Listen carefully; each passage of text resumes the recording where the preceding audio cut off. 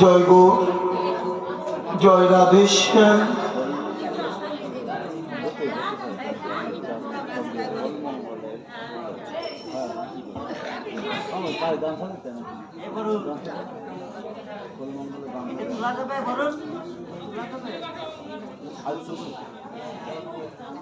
ওইটাই তো তুলা কথা।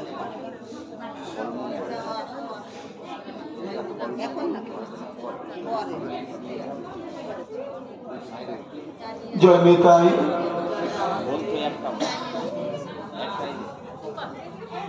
শ্রীমদ্ ভাগবত গীতা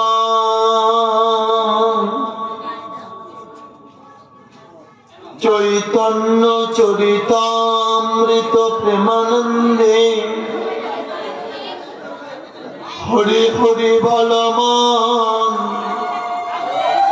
হরি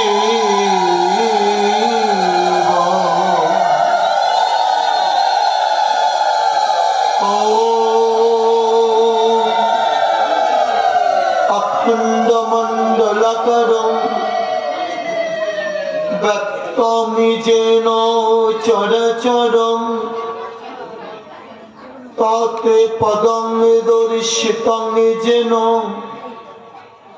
তস্মৈ শ্রী গুরবে নমঃ। অজ্ঞান তিমিরন্ধস্য জ্ঞানাঞ্জন শলাকয়া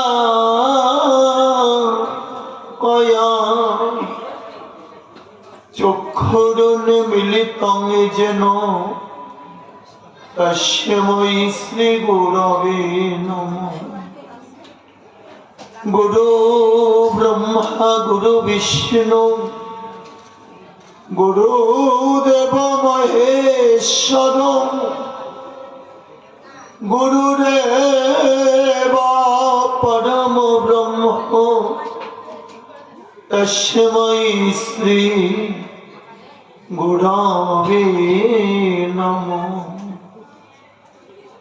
বন্দে গুরু নিশভক্তা নিশমিষাবতারকাংশ্চ তৎ প্রকাশংশ্চ তচ্ছক্তি কৃষ্ণ চৈতন্য সংগকম।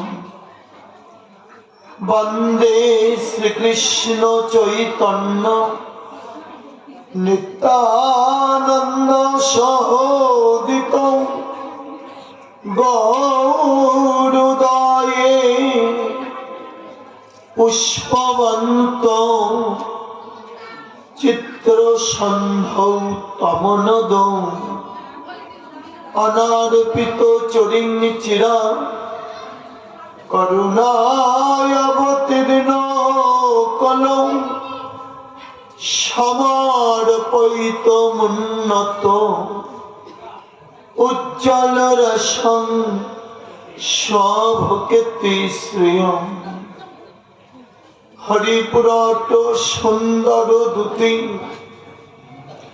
কদম্ব সন্দীপিত সদাই হৃদয় কন্দরে স্ফুরত বসচি নন্দন। নারায়ণং নমস্কৃত্য নরশ্চৈব নরোত্তমং দেবীং সরস্বতীং ব্যাসং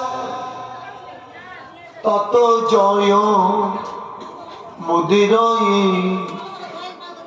প্রণমিয়া ভক্তি ভরে নর নারায়ণে নমিয়া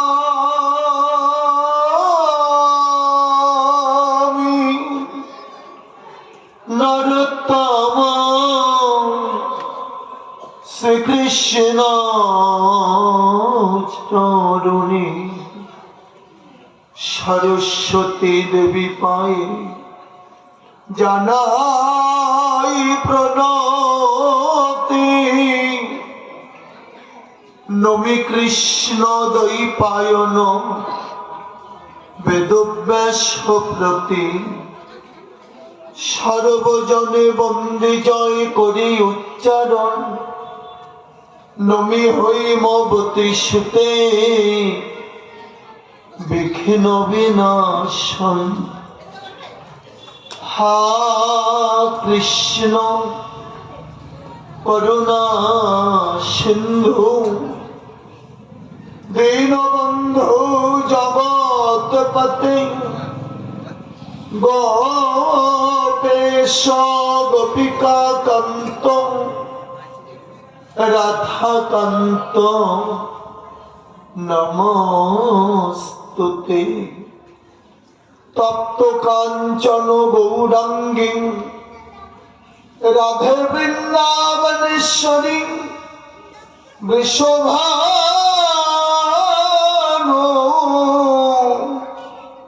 সুতে দেবী প্রণমামি হরিপ্রিয়ে। বৃন্দাবৈ তুলসী দেব্যৈ প্রিয়াবৈ কেশবাশুচং কৃষ্ণ ভক্তি প্রদে দেবী সত্যবত্তৈ নমো নমো। তুলসী কানন যত্র যত্র পদ্মবনানি চ পুরাণং পাঠনং যত্র তত্র সন্নিহিত হরি। জয় রূপ সনাতন ভট্ট রঘুনাথ শ্রীজীবী গোপাল ভট্ট দাসে রঘুনাথ। এই ছয় গোসার করি চরণ বন্দন যাহা হইতে বিঘ্ন নাশ অভীষ্ট পূরণ। সকল ভক্ত বৈষ্ণবের চরণে আমি করি নমস্কার। সকলে পদ ধূলি দেব মস্তকে আমার। হরে কৃষ্ণ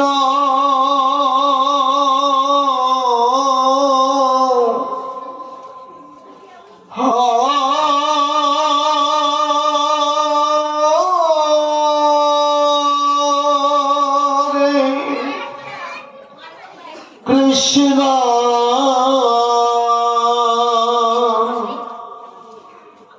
কৃষ্ণ কৃষ্ণ হরে হরে হরে রাম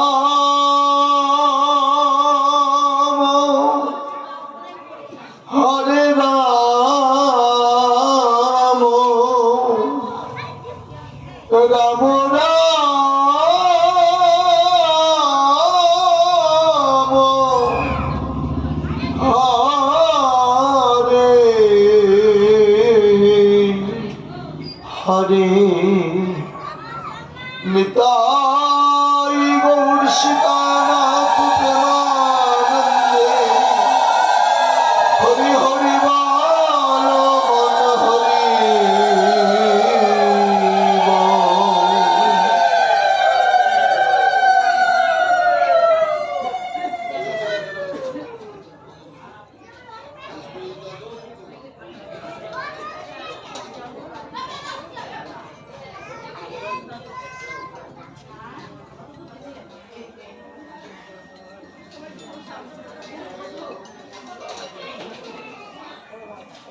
গুরু গোবিন্দের অশেষ কৃপা করুণা আজ এই ভক্ত গৃহে যে মহতী অনুষ্ঠানের আয়োজন করা হয়েছে, শুরুতেই লীলামৃত শ্রবণ করেছেন। তারপরে কত ভক্ত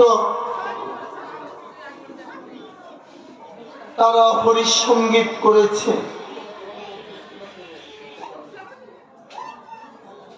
বড় ভাবের কীর্তন, কীর্তন শ্রবণ করলে কি হয়? কর্তন হয়। কর্তন কথার অর্থ কাটা বা ছেদন করা। কি কেটে যায় জীবনে? না মায়ার ফাঁস। মায়ার যত রকমের বন্ধন আছে এগুলো কেটে যায়।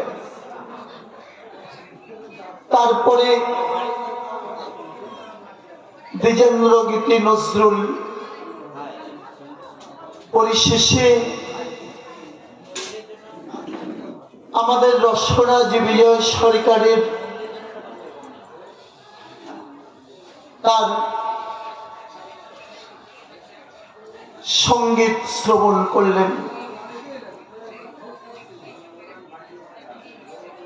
এখন মহাপ্রভুর আনা যে হরিনাম সংকীর্তন, কলিযুগের সর্বশ্রেষ্ঠ ধর্ম কি? না হরিনাম সংকীর্তন। তার শুভ দিবসের প্রারম্ভে হরিকথা। মহানাম যজ্ঞের অধিবাস হবে, এসেছেন মহন্তগণ, আরো কত ভক্ত, কত বৈষ্ণবগণ। কলিযুগে অন্য কোন যজ্ঞ নেই মা। কলিযুগে একমাত্র যজ্ঞ, সেটি হচ্ছে এই মহানাম যজ্ঞ। কলিযুগের সর্বশ্রেষ্ঠ যজ্ঞ। সেই যজ্ঞের অধিবাস, অধিবাসের দ্বারা প্রভুদের বৈষ্ণবদের আহ্বান জানানো হবে। মহন্তগণকে স্থাপিত হবে মঙ্গল ঘট। ঋষি প্রভাতে এই মহাসংকীর্তন আরম্ভ হবে। আমরা যে সবাই ভাগ্যবান গো, আমাদের গায়ে এই হরিনাম যজ্ঞের আয়োজন হয়েছে। আসবে কত ভক্ত, কত বৈষ্ণবগণ, কত এসেছেন। তাদের দর্শনে স্পর্শনে, হরিনাম শ্রবণে, বৈষ্ণবের চরণ ধুলিতে এই দেহটাকে পরিশুদ্ধ করতে পারব।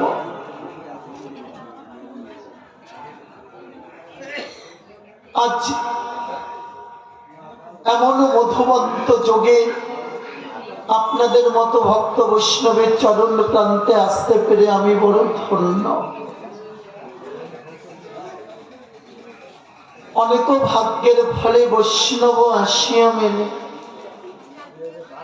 অল্প ভাগ্যে সাধুগুরু বৈষ্ণবের আগমন হয় না। সামান্য ভাগ্যে হরিনাম সংকীর্তন দেয়া যায় না বা শ্রবণ করা যায় না। অনেক ভাগ্যমা। আর সেই শুভক্ষণ শুভলগ্নে বৈষ্ণবগণের চরণ প্রান্তে আশ্রয় পেয়েছি, এটা আমার অনেক সৌভাগ্য। যদিও হরিকথা বলার মতো যোগ্যতা আমার নেই, কৃষ্ণ কথা বলার মতো ভাষা জ্ঞান আমার নেই, তবুও অনেক আশা মনে, কুবাসনা ভরা জীবন পসরা, প্রতি পদে পদে ভুল, তবু আশা মনে তব দর্শনে হইব পূজার ফুল। সাধুগুরু বৈষ্ণবের কৃপা যদি আমার প্রতি হয়, যদিও প্রচন্ড ঠান্ডা মা, কিন্তু কৃষ্ণ কথায় আগুন আছে। নাম ব্রহ্ম, নামে ব্রহ্মাগ্নি, ব্রহ্মতেজ, নামাগ্নি এগুলো আছে। যদি মনটা কৃষ্ণ কথায় থাকে, কৃষ্ণ নামে, ঠান্ডা কিছু করতে পারবে না। খুব ইচ্ছে মা আপনাদের চরণ প্রান্তে বসে হরিনামের কতটা শক্তি, নামের দাহিকার শক্তি কত। এই তারক ব্রহ্ম নাম, যে নাম নিশি প্রভাত থেকে হবে, সেই প্রসঙ্গে একটু হরিকথা শ্রবণ করবার আমার প্রতি যেন ভক্ত বৈষ্ণবের কৃপা হয়। হ্যাঁ, জীবনের দিন কটা যেন এমনি করে কাটে না। আজ আমরা সবাই যাব না একটি বিশুদ্ধ বৈষ্ণবের আশ্রমে। জায়গাটি কোথায়? বেশি একটা দূরে না, খুব কাছাকাছি। জাহান্নগর জায়গাটির নাম, জাহান্নগর। এই জাহান্নগরে শ্রীমন গৌরসুন্দরের একজন অন্তরঙ্গ একান্ত ভক্ত তিনি বাস করতেন ওই জলঙ্গি নদীর তটে। নদীটির নাম জলঙ্গি। তার তটে মাটির দেয়াল, খড়ের চালা, একটি তুলসী মঞ্চ। আর তার ঘরটা ওই বাবাজি মশাই নয়, তিনি ঘরে থাকতেন না। তিনি তার আঙিনা মানে উঠোন, যে বৃক্ষগুলো তার তলায় থাকতেন।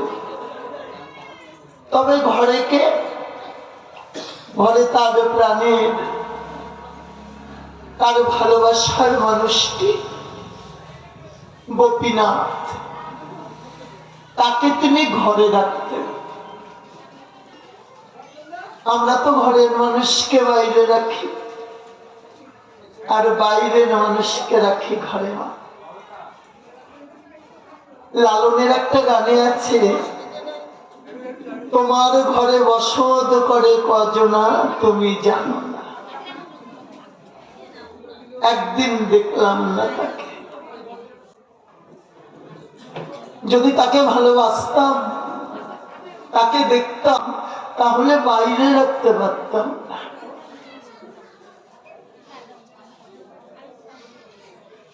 একান্ত ভাবে তিনি গোপীনাথের সেবক, নিষ্কিঞ্চন বৈষ্ণব। মা নিষ্কিঞ্চন কথার অর্থ কি? না,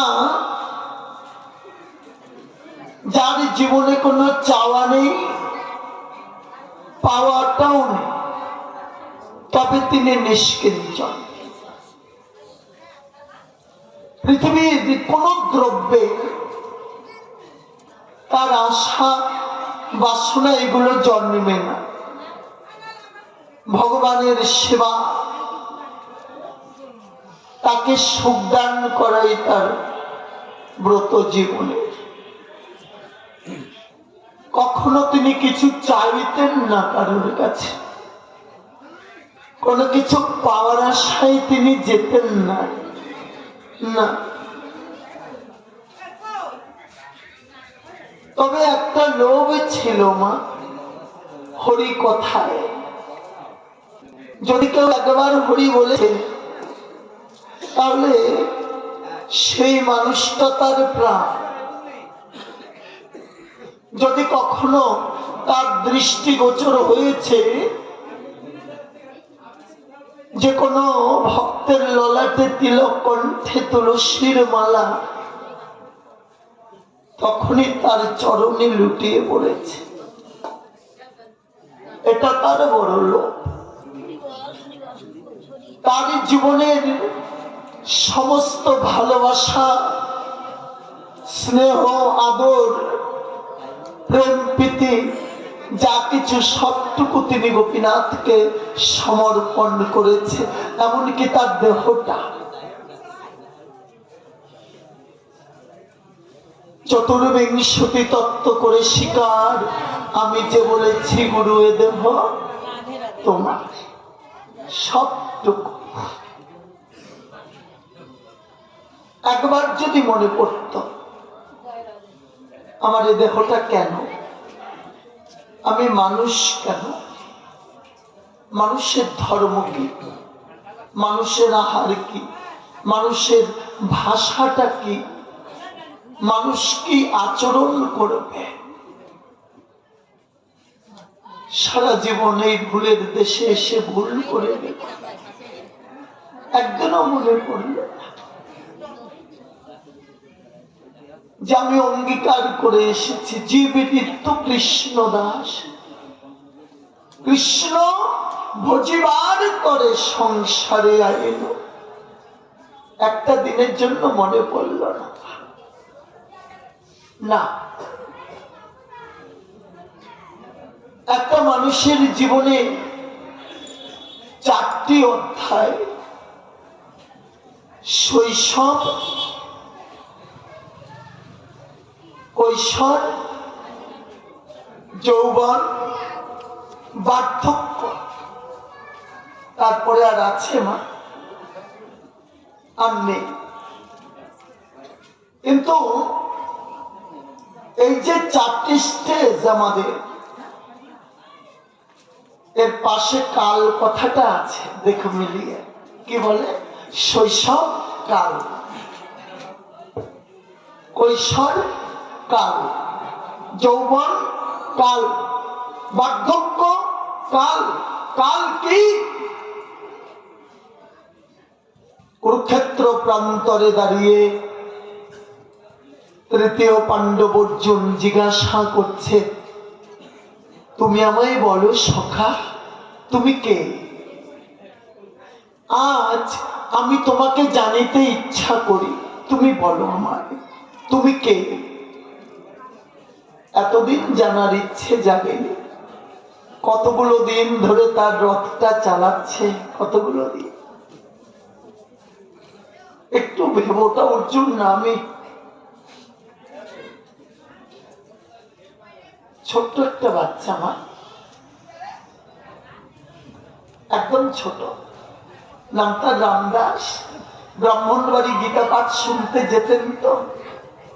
একদিন বলছে, বাবা এই যে রথটা কে চালাচ্ছেন, এই যে ছবিটা দেখা যাচ্ছে,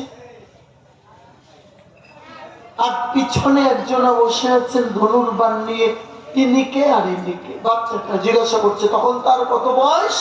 5 বছর।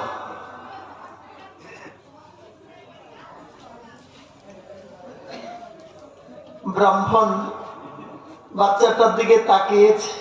ছোটবেলা থেকে গীতা পাঠ করি, কোনোদিনের কথা কেউ জিজ্ঞাসা করেনি। কি অদ্ভুত! রথটাকে চালাচ্ছে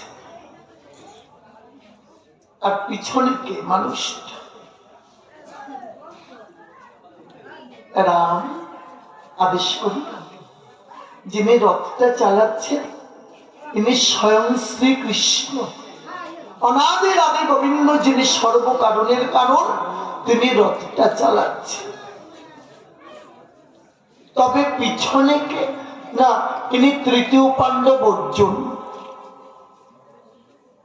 অর্জুন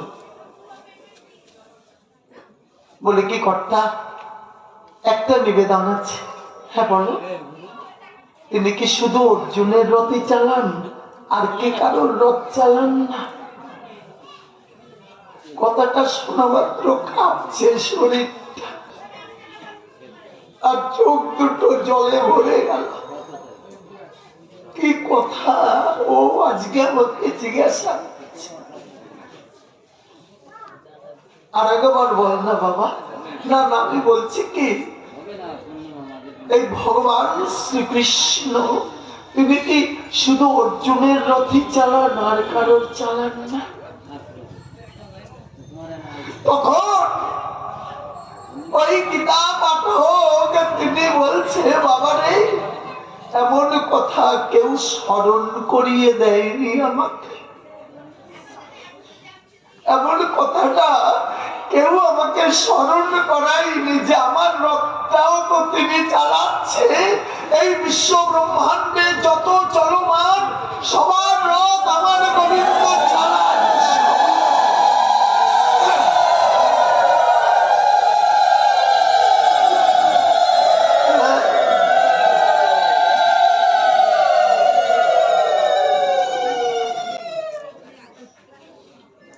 তিনি যদি নেমে যান রথের থেকে, সে রথ কিন্তু আর চলে না। যদি তিনি নেমে যান, মনে করো রথের থেকে, আর একটা পা বাড়াতে পারবে না।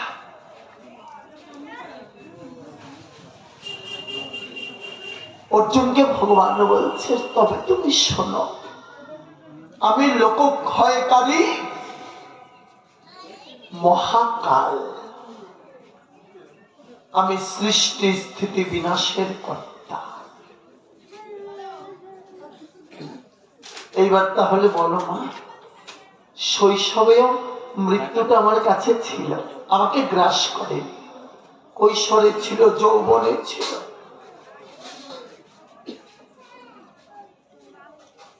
আর এখন বার্ধক্য। তবু মরণ আমার কাছে থেকেও আমাকে গ্রাস করছে না। কিন্তু আমি এতগুলো দিন পেয়ে কি করলাম? এত সময় পেয়ে কি করলাম? আমার দেহটা দিয়ে কোনো ভালো কাজ হলো? আমার এই দেহটা গুরু গোবিন্দের সেবায় লাগলো? একটু ভেবে দেখো মা, কিভাবে ফুরিয়ে গেল জীবনের দিন হামাগুড়ি দেয়া। তখন আমি বুঝতেই পারিনি তো, যেটাও আমার একটা অমূল্য সময় নষ্ট হচ্ছে। তখন আমি এটা বুঝতেই পারিনি। আমার হামাগুড়ি দেয়া ওটা আমার শৈশবকাল,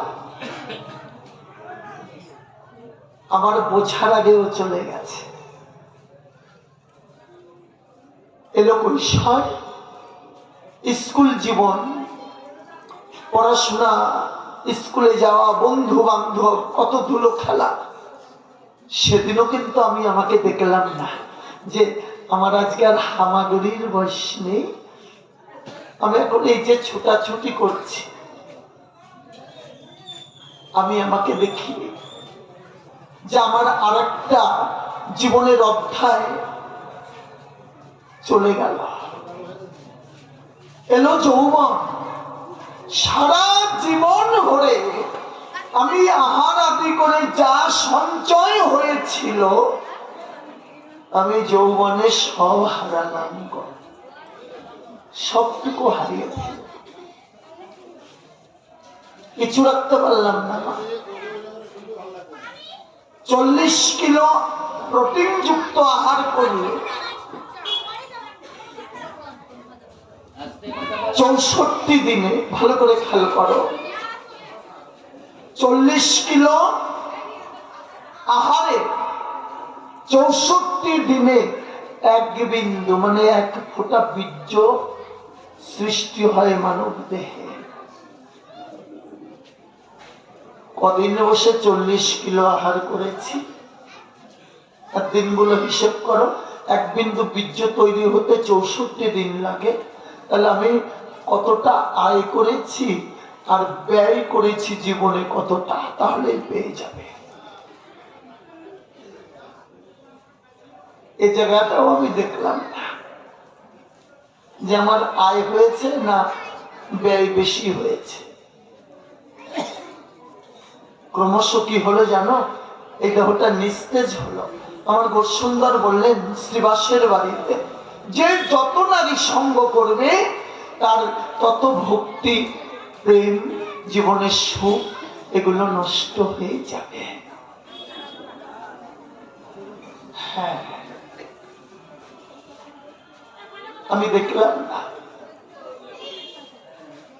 আমি কি দেখেছি কিছু কসমেটিক মুখে মেখে, একটা আয়নায় আমার মুখটা দেখলাম কিন্তু আমার বুকটা দেখলাম না। ওই দুই পয়োধরের মাঝখানে একটুখানি জায়গা, যে জায়গাটিকে হৃদয় বলে, আর ওই হৃদয়ে যিনি থাকেন তিনি আমার হৃদয়ে না। আমি দেখেছি তাকে, কখনো দেখি না। হ্যাঁ, আমি যদি আমাকে দেখতাম তাহলে অবশ্যই ওই মানুষটাকে দেখতে পেতাম। আমি তো আমাকে দেখি, আমি আগে দিন না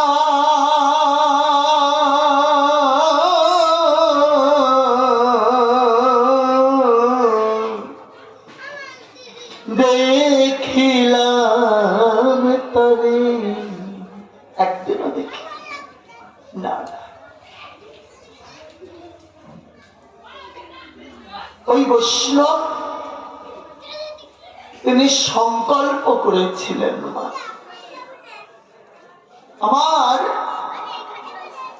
আমার দেহের ভাগ আমি কাউকে দেব না, আর আমার ভজনের ভাগও আমি কাউকে দেব না, আমার ভজনের কথা আমি কাউকে জানাবো না। ভজন কি মা? এই যে বলে না ভজন কি,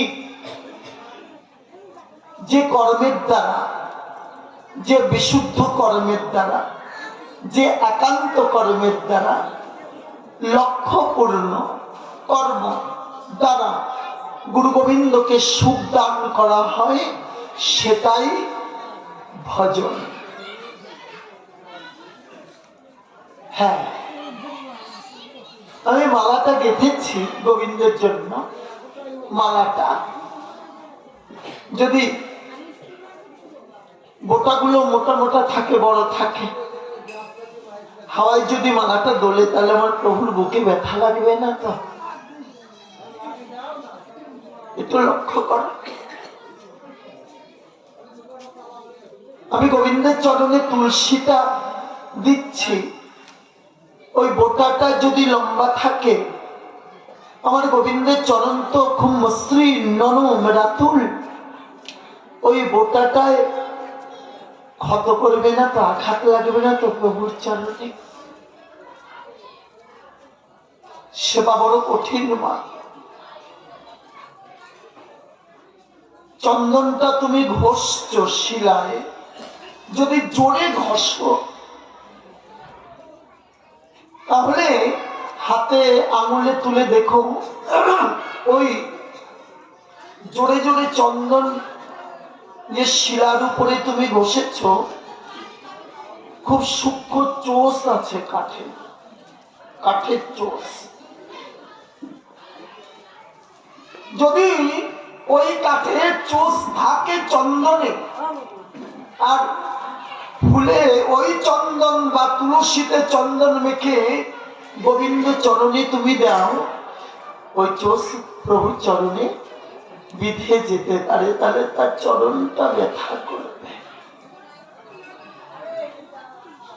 তাই চন্দনটা তুমি যে ঘষবে কিভাবে, এটাও তোমাকে জানতে হবে, শিখতে হবে। এগুলো ভজন, এটাকে পুরো ভজন।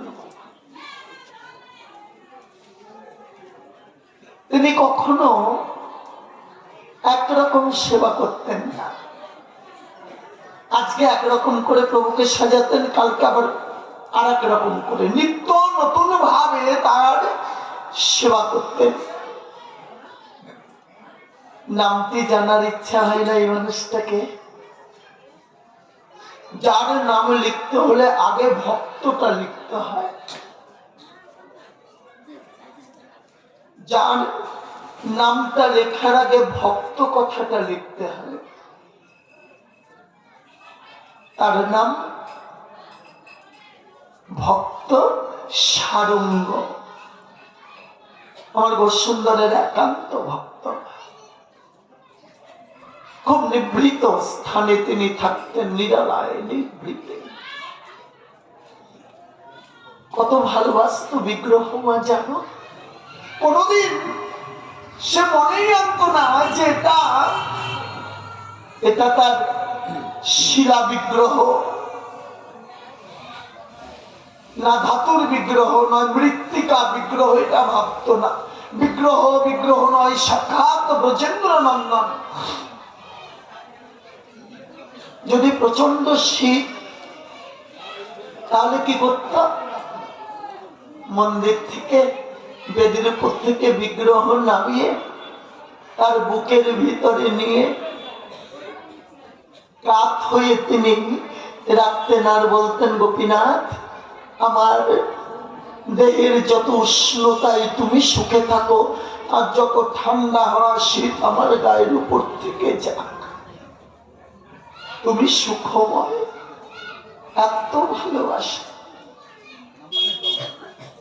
যদি আকাশে মেঘ হতো, বিদ্যুৎ চমকাচ্ছে, বজ্র পড়বে,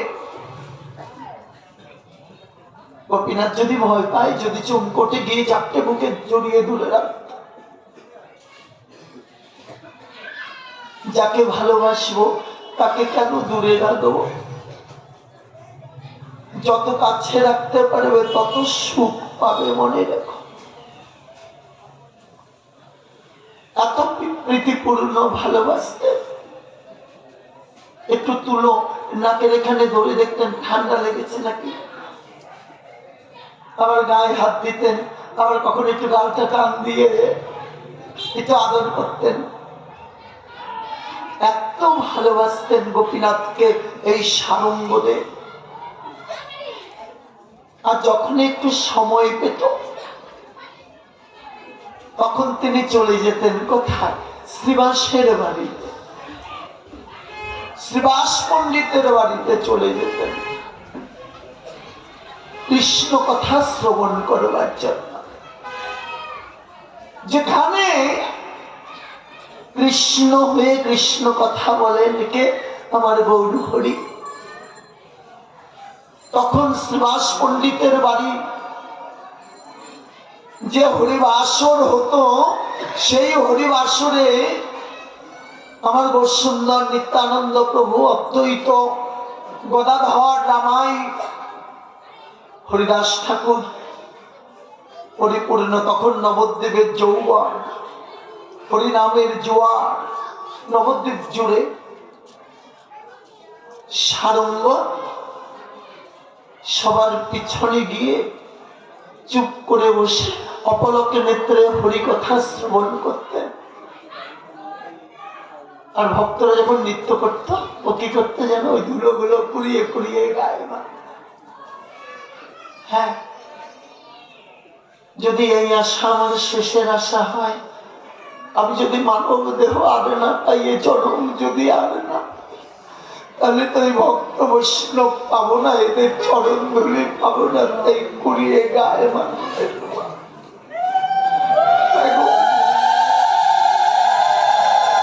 কত পুরাণ পোড়ায় দেহ, কত সাধনার দেহ। আজও ৩৩ কোটি দেবতা, তারা এই মানব দেহটা পায়নি আজও না। তাদের নিবেদনে, ক্রন্দনে ব্যাকুল হয়ে যে ভগবানকে জানিয়েছিলেন মনুষ্য জন্মের জন্য, আমার গোবিন্দ তাদের বৃন্দাবনে বৃক্ষ জন্ম দিয়েছে, তবুও মানব জন্ম দেয়নি। আজও দেবতাদের ভাগবত কথা শ্রবণের অধিকার নেই। মা শুনলে অবাক হবে। আজও নেই মা। কখনো 33 কোটি দেবতা ব্রহ্মকুণ্ডের তীরে এসেছিলেন, যেখানে সমাসীন পরীক্ষিত মহারাজ, সুখদেব প্রভু, সুখদেব তাকিয়ে দেখে অজস্র দেবতা। একে তোমরা? হ্যাঁ ঋষি, আমরা এসেছি। কেন? তোমার হাতে ওটা কি? এটা অমৃতের ভাণ্ড। অমৃতের ভাণ্ড। তোমার কি নাম? আমি দেবেন্দ্র বাসব। ও, তুমি দেবতার রাজা ইন্দ্র। তবে কেন এসেছ বলো? শোনো ঋষি, তুমি যদি আমাদের ভাগবত কথা অমৃত শ্রবণ করাও, তাহলে তোমাকে তোমাকে এই অমৃত আমরা দেব। বলছে রাজা, তোমার ওই হাড়ির ভিতরে যে অমৃত, ওই অমৃত সেবন করলে কি হবে? অমরত্ব লাভ করবে। সুখদেব প্রভু বলছে, মিথ্যে বলো না। যদি তোমরা এই অমৃত পান করে অমরত্ব লাভ করে থাকো, তাহলে তোমাদের বারে বারে গতাগতি কেন? কেন গতাগতি হয় বারে বারে বলো?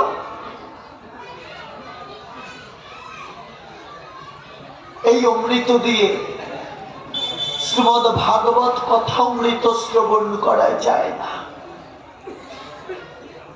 শোনো রাজা, ভাগবত কথা শ্রবণ করতে হলে আগে একটা মানব দেহ পেতে হবে। ভাগবত কথা শ্রবণ করতে হলে মানব জন্ম পেতে হবে। আর এই মনুষ্য জন্ম যদি তুমি না পাও, তাহলে এমন ভাগবত তুমি শ্রবণ করতে পারবে না। চলে যাও।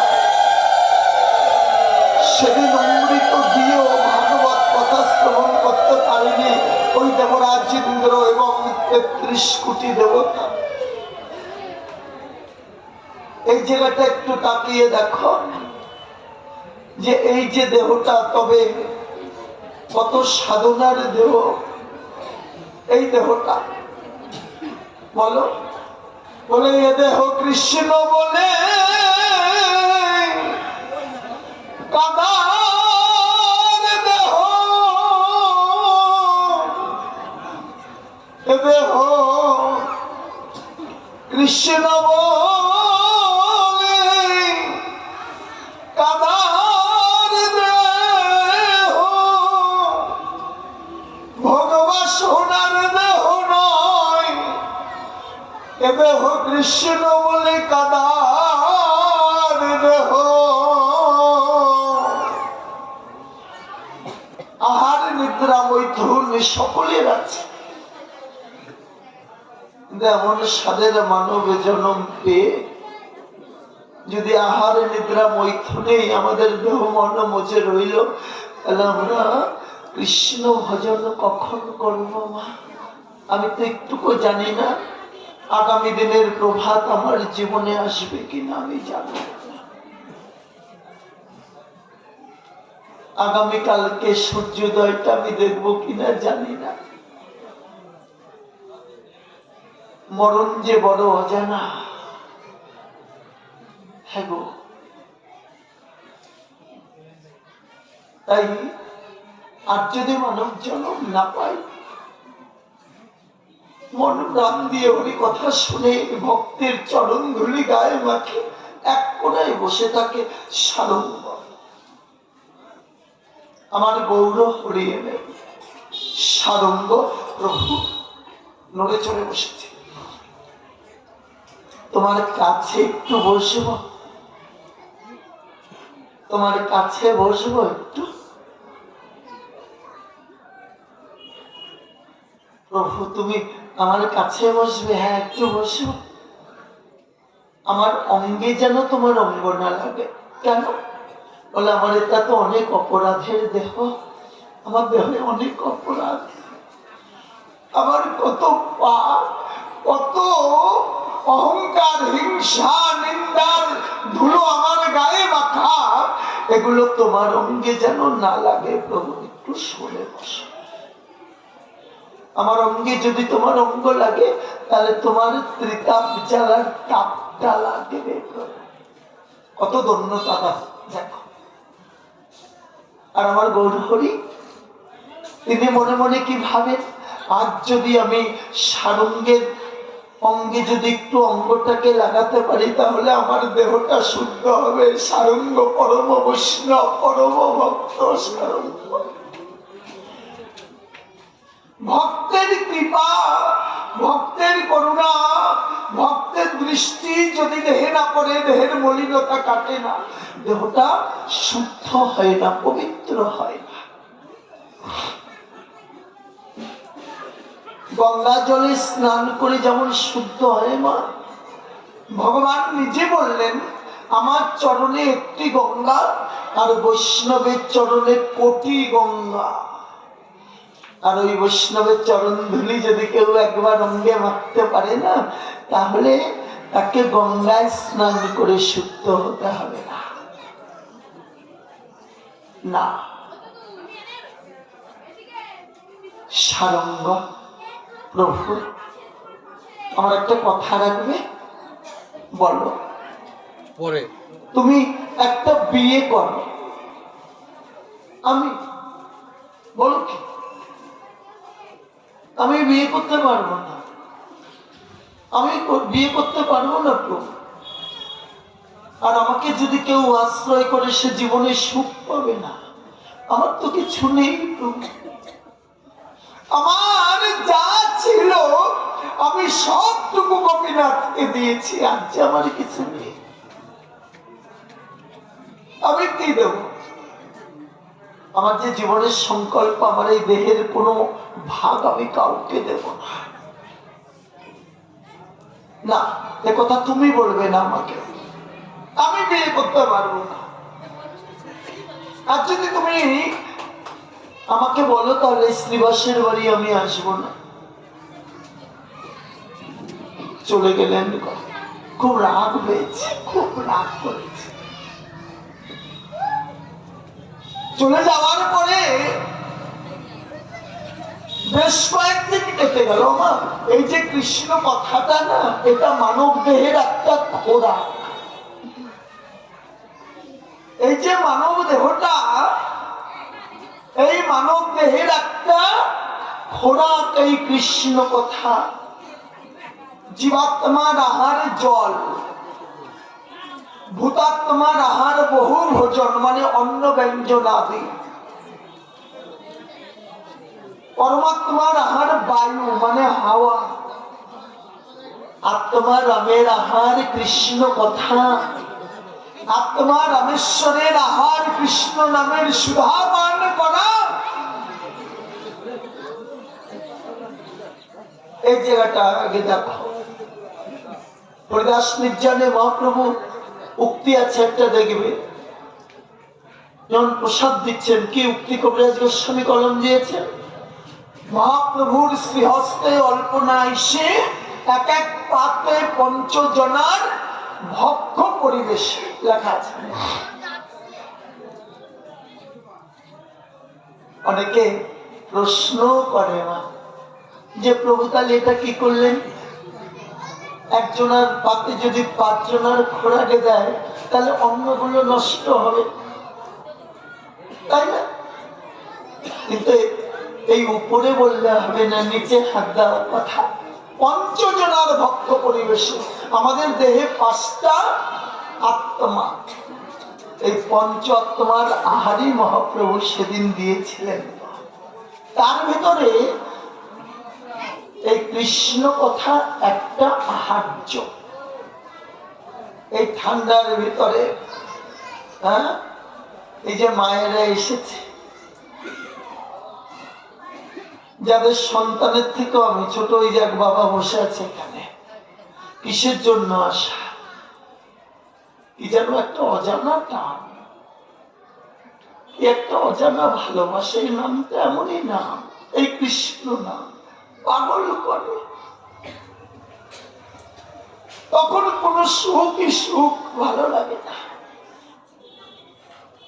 সুখটা জীবনের অসুখ আর দুঃখটাই জীবনের সুখ। এটা কিন্তু যেন বলেছে সুখের থেকে দুঃখ ভালো যদি কৃষ্ণ বলে কাঁদা যায়, আর দিনের থেকে রাত ভালো যদি কৃষ্ণ ভাবনায় থাকা যায়।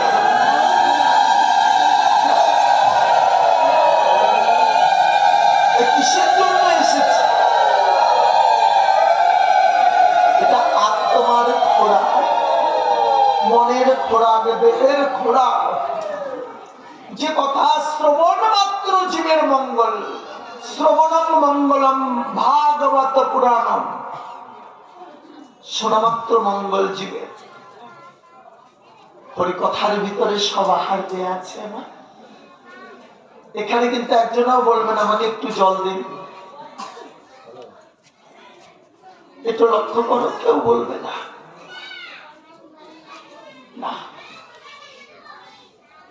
অভিমান করে সারঙ্গ চলে গেল। কিন্তু ওই যে হরিকথাই পিপাসা, সুখদেব প্রভুকে মহারাজ পরীক্ষিত বলছে তৃষায় বাড়ি সেবনে পিপাসা নিবৃত্তি হয়। মানে যদি কারোর জল পিপাসা পায় মা, জল সেবা করলে পিপাসা নিবৃত্তি হয়। আর কৃষ্ণ কথায় তৃষা জাগয়, মানে কৃষ্ণ কথা শ্রবণ করলে তার পিপাসা আরো বাড়ে, বেড়ে যায়। আবার কয়েকদিন পরে আসছে সারঙ্গ, এসে সবার কোনায়, যেন কেউ না দেখতে পায় তাকে, একদম কোনায় বসেছে। বসে কৃষ্ণ নাম শ্রবণ করছে। কার উক্তি শুনছেন? শ্রীমতী রাধারানী ব্যাখ্যা করছেন, বলে মরিব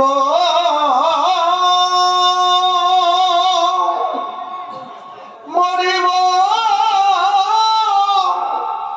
সখী আমি নিশ্চয়ই মরিব, আমার কানো হেন গুণনিধি কারে দিয়ে যাব। ললিতা, আমি তো মরেই যাব, তুই আমায় বল না ললিতা, আমার স্বামীকে আমি কাকে দিয়ে যাব যে আমার স্বামীকে ভালোবাসি। এই জায়গাটা আজকের আলোচনা হচ্ছে মা শ্রীবাসের বাড়ি। আবার সারঙ্গের পাশে এসে গৌর হরি বসলেন। সারঙ্গ প্রভু, আমার একটা কথা রাখবে, তুমি কিন্তু ওই কথা বলবে না। না, আজকে আমি ওই কথা একটুকু বলবো না। তবে বলো আমার প্রতি তোমার কি আদেশ বলো? আমি বলি কি, তুমি একটা সন্তান সৃষ্টি করো। এই তো আবার সেই কথা। হ্যাঁ, এই শোনো, বিয়ে না করলে সন্তান আসবে কি করে? আমি যদি বিয়ে না করি তাহলে সন্তান কি করে আসবে? তারপরে ঘুরিয়ে ফিরিয়ে তুমি আমাকে ওই কথাটাই বলছো কেন গো? তোমার মুখে অন্য কথা নেই কোনো নাকি? সারঙ্গ, শুধু বিয়ে করলেই সন্তান হয় তা না হলে হয় না। বলো না, আমার বসুন্ধর বলছে সারঙ্গকে দেখো কি অদ্ভুত, বিয়ে করলে সন্তান হয় তা না হলে হয় না নাকি? শিষ্যের কর্ণটা হচ্ছে যোনি, গুরুদেবের জিহ্বা লিঙ্গ, আর যে বস্তু দান করে সেটা বীজ। পিতা মাতা একটি সন্তান সৃষ্টি করে, আর গুরুদেব একাই একটি সন্তান সৃষ্টি করে। এ ক্ষমতা গুরুদেবের আছে। শুধু অভিমান করো, আমার প্রতি খুব রেগে যাও কেন? সারঙ্গ, সারা জীবন এই দেহ থাকবে না সারঙ্গ। এই ভালোবাসা, এই প্রেম ধরে রাখতে পারবে না, একদিন সব ক্ষয় হয়ে যাবে। মনে রেখো, যেদিন তুমি থাকবে না না, সেদিন তোমার গোপীনাথকে কে ভালোবাসবে? তুমি তাকে যে এত ভালোবাসো, এত পরিপাটি তার জন্য তুমি করো, যেদিন তুমি থাকবে না জগতে, সেদিন তোমার গোপীনাথকে কে ভালোবাসবে? এ কথা কি একবারও ভাবো না, ভেবেছো কখনো? আজকে যে সুখে তুমি তাকে রেখেছো, তাকে ভালোবাসতে হলে যে ভালোবাসা প্রয়োজন, তার সঙ্গে যে প্রেমের প্রয়োজন, যে স্নেহের প্রয়োজন, যে প্রীতির প্রয়োজন, এটা যদি সে না পায়, আর যে তাকে দেখবে সে যদি না জানে এই ভালোবাসা, তাহলে তার কত কষ্ট হবে। এটা কখনো ভেবেছ? সারঙ্গ একদম সোজা হয়ে গেল, বেকা সারঙ্গ সোজা হয়ে গিয়ে প্রভুর দিকে তাকিয়ে কাঁদছে। প্রভু, এই কথাটা তো আমি ভাবিনি কখনো যে আমি থাকবো না, আমাকে যে চলে যেতে হবে, এটা আমি একবারও ভাবিনি, একদিনও ভাবিনি, কখনো ভাবিনি। প্রভু, আমাকে চলে যেতে হবে, যেতে হবে সারঙ্গ। তাহলে আমার গোপীনাথের কি হবে? আমার গোপীনাথকে কে ভালোবাসবে? কে তাকে আহার করাবে? আমি কার কাছে গোপীনাথকে রেখে যাব? তবে তাই তো আমি তোমাকে বলেছি, অন্তত একটি সন্তান তুমি সৃষ্টি করো, এবং এই ভালোবাসা, এই ভজন তুমি তাকে জানাও। যে ভালোবাসায় গোবিন্দ বশ, যেভাবে তুমি আদর করে, এগুলো তাকে জানাও।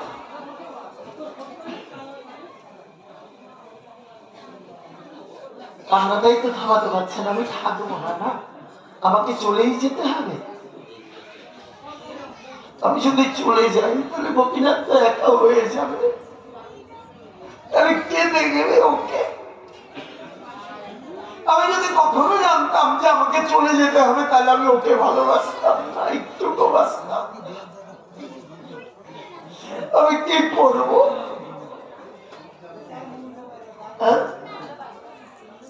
মানুষটার গায়ের রংটা কালো ঠিকই, মা ওকে যে ভালোবেসেছে না, তার জীবনে আর এই জাগতিক সুখ নেই না। আমার গোবিন্দকে যদি কেউ ভালোবেসে থাকে, তার চোখের পাতা শুকোয় না কখনো। এই কান্না, সারঙ্গের বুক ফেটে কান্না আসছে। ও তো আমাকে আহারের কথা বলে না, সময় মতো আমি ওকে আহারে করাই। প্রচন্ড গরম, একবারও বলে না যে আমায় তো হাওয়া করো। আমি যখন দেখি গরম, তখন আমি ওকে ব্যঞ্জন করি, ও ঘেমে যায়, ও কষ্ট সইতে পারে না। আমি চলে যাব ওকে রেখে, কোথায় যাব? ওই কোথায় যাব? আমি কি জীবনের সুখ পাবো? ওকে ছেড়ে পাবো না। তবে তুমি শোনো প্রভু, নিশি প্রভাতে আমি যাকে দেখব তাকেই আমি সন্তান রূপে গ্রহণ করব। আমি তোমাকে কথা দিলাম, আমি কথা দিলাম তোমায় প্রভু। আমার গৌরহরি মনে মনে ভাবলেন তুমি আমাকে একটা চাপ দিলে। নিশি প্রভাতে আমি যাকে দেখব তাকেই আমি সন্তান রূপে গ্রহণ করব। ঠিক আছে, আমিও দেখব তাকে তুমি গ্রহণ করতে পারো কিনা। আমি যাকে পাঠাবো আমিও দেখবো মা।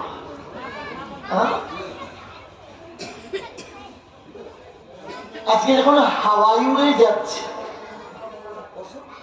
দিয়ে আসলে পড়লো তার গোপীনাথের চরণে। আমি তোমাকে রেখে কোথায় যাবো? তুমি ছাড়া আমার জীবনে আর কেউ নেই। আমি আর কোনোদিন কাউকে ভালোবাসিনি। আমার যা কিছু সুখ সবটুকু তুমি। আমি কোনোদিন তোমাকে না খাইয়ে খাইনি। প্রচন্ড ঠান্ডায় আমি বুকে করে রেখেছি তোমাকে। আর বৃষ্টি যদি হয় আমি তোমাকে জড়িয়ে রেখেছি। যত বৃষ্টির জল আমার গায়ের উপরে পড়েছে তোমার গায়ে লাগতে দেইনি। এই ভালোবাসাটাই তো কান্না মা। ওরে জীবনে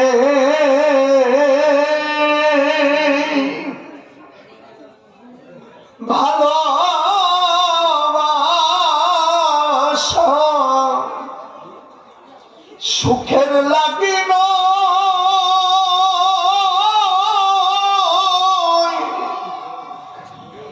ভালোবাসার বিনিময়ে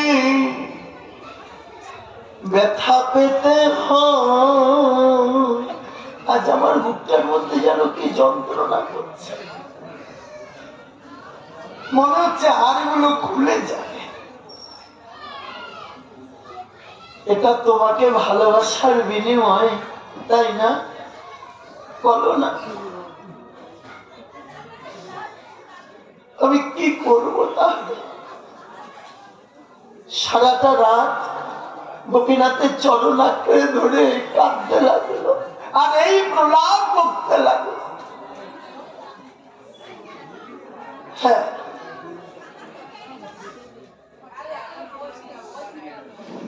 নিশি প্রভাতে জলঙ্গির জলে চলে গেল সারঙ্গ স্নানে মা। ওই নদীতে আজকে আর কত জল, কতটুকু জল, তার থেকে বেশি জল তার দু চোখে যেন দুটো নদী প্রবাহিত হচ্ছে। মরণের কথা যদি একবার অন্তরে জেগে যায় তাহলে এই জাগতিক সুখ শান্তি ওখানে গিয়ে দাঁড়াতে পারে না। আমরা তো ভাবি না যে চলে যেতে হবে, কত আশা দেহের ভিতরে। স্নান করে নদীর মাটি দিয়ে তিলক অঙ্কন করলেন। তিলক অঙ্কন করে ধ্যানস্থ হলেন সারঙ্গ নদী তটে। আর জলঙ্গি নদী তার এমন উত্তাল ঢেউ, ওই ঢেউ দিয়ে একটি বালককে সারঙ্গের কোলের উপরে ফেলে দিয়ে গেল। জলঙ্গি নদীর ঢেউয়ে 10-11 বছরের একটি ছেলে সারঙ্গের কোলের উপরে এসে পড়ে। চোখটা খুলতে পারছে না সারঙ্গ, কি একটা পড়েছে বুঝেছে কোলে।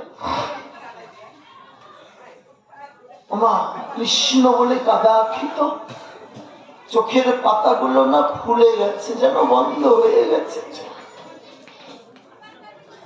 ঈশ্বরীয় মায়া যাকে বলে।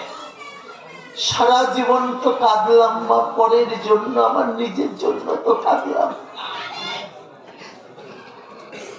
বদন ভরিয়া তোমায় ডাকিতে একদিনও জল আসিল না আমার আখির পাতেতে একটা দিন।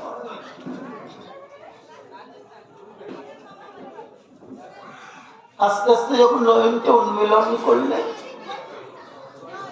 দেখে একটি মৃত সন্তান তার কোলে মরা, কিন্তু অদ্ভুত যেন সোনা গালিয়ে তৈরি করা হয়েছে। অঙ্গের বর্ণটি মণ্ডিত মস্তক, দ্বাদশ সঙ্গে তিলক, উন্নত শিখা, কণ্ঠে তুলসীর মালা, আর এক খণ্ড বস্ত্র পরিধান। কি সুন্দর! এমন মানুষ তো আমি জীবনে দেখিনি। কি অসুচি মনে হচ্ছে না, এই যে মরা মানুষ তার কোলে অশুদ্ধ মনে হচ্ছে না, ঘৃণা হচ্ছে না, ভয় হচ্ছে না, মা সুখ হচ্ছে। এই হচ্ছে কৃষ্ণ ভক্তের স্পর্শ। মরণের পরেও হরিদাস ঠাকুরের মৃত হরিদাসের পাদদ কপিয়ে ভক্তগণ মরণের পরে হরিদাসের চরণ প্রক্ষালন করে সেই জল ভক্তরা সেবা করেছিল উড়িষ্যায়। আজকে সারঙ্গের কোলে এমনই কৃষ্ণ ভক্ত সন্তান সারঙ্গের যে কি সুখ হচ্ছে, তাড়াতাড়ি করে হাত দিয়ে বুকে চেপে ধরলে, অথচ মরা। আর মনে মনে ভাবে এমন একটি সন্তান যদি আমার হতো, এরকম একটি সন্তান যদি আমার হতো, তাহলে আমার আজীবন কালের যত পুণ্য সব আমি ওকে দিতাম, আর আমার গোপীনাথের যত ভালোবাসা আমি ওকে শেখাতাম, ওকে ভজন জানাতাম। হ্যাঁ, আমি ওকে জানিয়ে দিতাম। ভাবছে দেখা মাত্র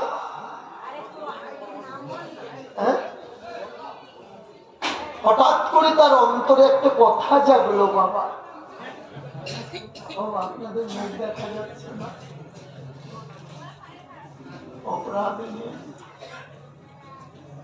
কথা কি জাগলো অন্তরে? আমি তো বলেছি নিশি প্রভাতে যাকে দর্শন করব সে আমার সন্তান হবে, জ্যান্তটা হবে মরাটা হবে না তা তো বলিনি। যে জ্যান্তটা আমার হবে আর মরাটা আমার হবে না তা তো বলিনি। ও, তুমি আমাকে পরীক্ষা করছো না দাঁড়িপাল্লা, আমাকে পরীক্ষা করছো। যে জন কৃষ্ণ ভজে সে বড় চতুর, তুমি আমাকে পরীক্ষা করছো, তাহলে তাই হোক। প্রভু, এই আকাশ বাতাস নদীর জল এই পৃথিবী সবাইকে সাক্ষী রেখে আমি এই মরাটাকেই আমার সন্তান বলে আমি গ্রহণ করলাম, এই মরাটাকেই আমি গ্রহণ করলাম সন্তান। আমিও আজকে দেখব, তুমি বলেছ আমার থেকে আমার নাম বড়, তুমি বলেছ যে কৃষ্ণ নামে মানুষ মরে, সেই কৃষ্ণ নামেই মানুষ বাঁচে। আজকে সেই কৃষ্ণ নাম করে দেখবো এই মরা বাঁচে কিনা, আমি পরখ করে দেখবো এই নাম, এই যে নাম কালকে সকাল থেকে এখানে হবে না। নবদ্বীপের যাদবাচার্য মা পরম বৈষ্ণব, স্বামী স্ত্রী একটা বাচ্চা। যাদব গেছে নবদ্বীপের বাজারে, আর তার স্ত্রী দেখলো কি আমানি করবে, একটা লাউ ছিল এনে সন্তানকে স্তন দিয়ে কোলে নিয়ে লাউটা আমানি করতে বসেছে। আর ঠিক সেই সময় শ্রীমান গৌরসুন্দর নিত্যানন্দ প্রভু সমস্ত ভক্তদের নিয়ে এই রাস্তা দিয়ে যাচ্ছে। হরিরাম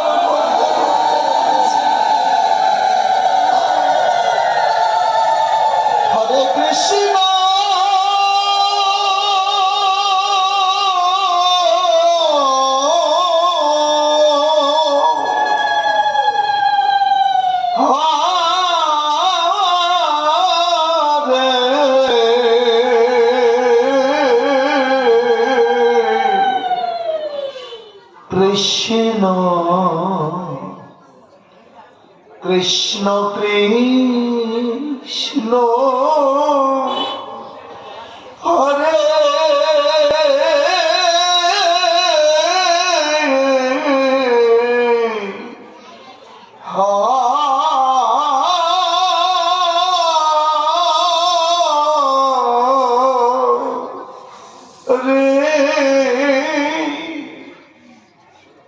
হরে রাম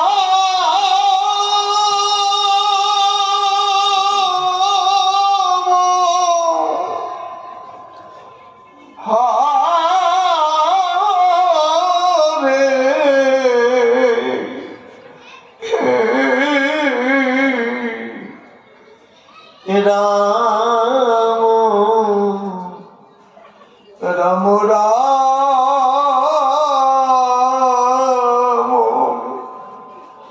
হরে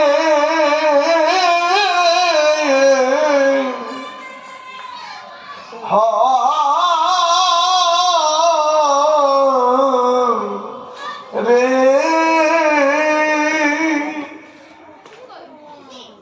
কামের ভিতর দিয়া মরমে পশিল গো আকুল করিল মোর প্রাণ কে শুনাইল মধুর কৃষ্ণ নাম পাগল করা কৃষ্ণ নাম এমন ভাবে তার শ্রবণটা নামের দিকে গেছে আর নামের ঢেউ যখন বুকে লেগেছে মা তখন কোনটা লাউ আর কোনটা সন্তান মনে নেই যাদবের স্ত্রী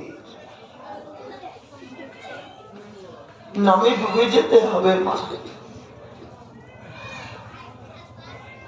নামে ভক্তি বিশ্বাস রাখতে হবে এ কলিযুগ ধন্য যুগ ধন্য শুধু যুগে ধন্য না কলিজীবের মানুষও ধন্য হ্যাঁ নাম শ্রবণ করা মাত্র আকুল হয়ে গেল সব ভুলে গেল সব ভুলে গেল মা নামে প্রাণটা যেন কেড়ে নিয়ে চলে গেল ওরা হরিদাস ঠাকুরের মুখে একবার কৃষ্ণ নাম শুনে আদিসপ্ত গ্রামে রঘুনাথ দাস আর ঘরই করতে পারল না 10 মিনিট ঘরে করতে পারল না না যার বাবার 12 লক্ষ টাকা রোজগার হিরণময় গোবর্ধনের ছেলে মাত্র একবার কৃষ্ণ নাম শুনেছিল ও ঘর ছাড়া হয়ে গেল এ নাম পাগল করে মা এই নাম ঘর ছাড়া করে না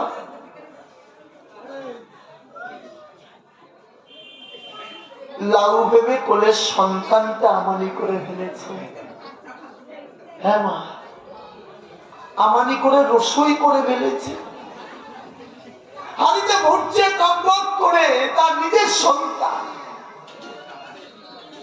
যাদব যখনই এসেছে কোন শব্দ শুনছে না সে কি ছেলেটা কোথায় গেল খোঁজ করছে পাচ্ছে না তখন পাকের ঘর বলতো তো আগে রান্নাঘরকে হ্যাঁ গিয়ে বলছে কি গো আমাদের ছেলেটি কোথায় এই শুনছো আমি কি বলছি তোমার জ্ঞান নেই তখনও বাবের ঘর কাটেনি হ্যাঁ গায়ে হাত দিয়ে ঝাঁকিয়ে বলছে এই আমাদের ছেলেটি কই তাই তো আমার ছেলে কোথায় আর সেই বটিটা কাত করে দেখে রক্তে ভাসা ভাসি লাউটা পড়ে আছে তখন যাদব বুঝতে পেরেছে যে লাউ আমানি না করে সন্তানকে আমানি করে ফেলেছে কি গো এ কি করেছো তুমি লাউ আমানি না করে কোলে সন্তানকে আমানি করেছো তুমি পাগল হয়ে গেলে না কি হয়েছে তোমার তুমি আমাকে বলো জানো আমার কোনো দোষ নেই তাহলে কি আমি যখন লাউ আমানি করতে বসেছি এই রাস্তা দিয়ে যাচ্ছিল নিমাই পণ্ডিত হরি নাম নিয়ে ওই নাম শুনে যেন আমি কেমন হয়ে গেলাম আমার আর তখন কিছুই মনে আর কিছু আমার কিচ্ছু মনে নেই গো। তবে কি নাম, কি নামে যে নাম শ্রবণে মা তার কোলের সন্তান আমারই করে না হানি ধরে নিয়ে যাচ্ছে শ্রীবাসের বাড়ি। যদি কলিজীব এই কৃষ্ণ নাম করে তাহলে এই ক্ষতি তো সবার হবে। অথিমধ্যে নিত্যানন্দ প্রভুর সঙ্গে দেখা যাব, প্রভু প্রভু এই পাগল করা কৃষ্ণ নাম কোথা থেকে এনেছো বলো, যে নাম শ্রবণ করে মা কোলের সন্তান আমারই করে। কি বলছো তুমি? বলে হ্যাঁ। সে মা কই? যাকে পিছনে আসছে নিত্যানন্দ প্রভু মনে মনে ভাবে এই কৃষ্ণ নাম করলাম আমি, পাগল হলো। এই মা আগে মাকে একটা প্রণাম করে দিয়ে আগে তারপরে যাও। আমার প্রাণ কাঁদলো না, আমার চোখে জল এলো না। আর এই নামে আমারই করে ফেললো বলেছে, তাহলে এই মা কিভাবে কৃষ্ণ নাম শ্রবণ করেছে? আমার পিতাই চাঁদ দণ্ডবোধ হয়ে পড়লেন। হ্যাঁ যাদব, এই হাড়ি নিয়ে কোথায় যাচ্ছ? আগে চাঁদ কাজীর ওখানে যাব, তারপরে শ্রীবাসের বাড়ি আসবো। কাজীর ওখানে যাবে কেন? নালিশ করতে। যে নিমাই কি নামে এনেছে সেই নামে করে ছিলে আমারই করে ভাবে। চাঁদের ওখানে যেতে হবে না, শ্রীবাসের ওখানে চল। শ্রীবাসের আঙিনাটা কানায় কানায় পরিপূর্ণ। হ্যাঁ মা, কান্নায় ভেঙে পড়ল। গৌর হরি বললেন, দাদা কি হয়েছে? বলে এই কৃষ্ণ নাম শ্রবণ করে যাদবের গরণে তার কোলের সন্তানকে কেটে রসই করে ফেলেছে। প্রভু কি বলো তুমি? বলে সে মা কই? ওই যে নিমাই আমার থরথর করে কাঁদছে। এই কৃষ্ণ বলে কাঁদার জন্য আমি এসেছি। কৃষ্ণ নামে ভুলে যাব, পাগল হয়ে যাব, তার জন্য এসেছি। আমার গৌর হরির মাকে প্রণাম করলেন, মা তুমি আমাকে শুধু এইভাবে একটু কৃপা করো, যে কান দিয়ে যেভাবে তুমি শ্রবণ করেছো কৃষ্ণ নাম, আমি যেন এমনি করে নাম শুনতে পারি। না তুমি একটুকু ভেবো না মা, যে কৃষ্ণ নামে মানুষ মরে, সেই কৃষ্ণ নামে মানুষ বাঁচে, এই কৃষ্ণ নামে সঞ্জীবন দেয়া আছে। বলি হত জীব, এই কলিজীব কেউই কিন্তু জীবিত না মা। কি বলে? বলি হত, হত কথার অর্থ মৃত। তাহলে কলিজীবকে যদি বাঁচতে হয় তাদেরও প্রাণ ভরে এই হরিনাম সংকীর্তন করতে হবে।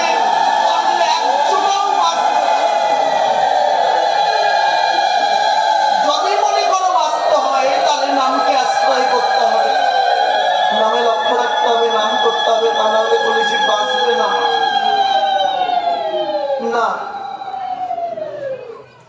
দাদা, গিরে গিরে হরিনাম করো, সবাই মিলে হরিনাম করো।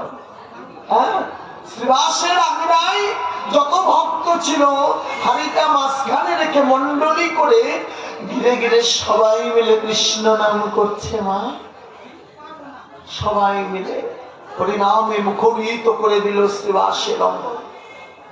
আর যখনই এই হরিনামে বিভোর হলো ভক্তরা, তখন ওই হাড়ির ভিতরে কান্নার ধ্বনি, কে যেন কাঁদছে।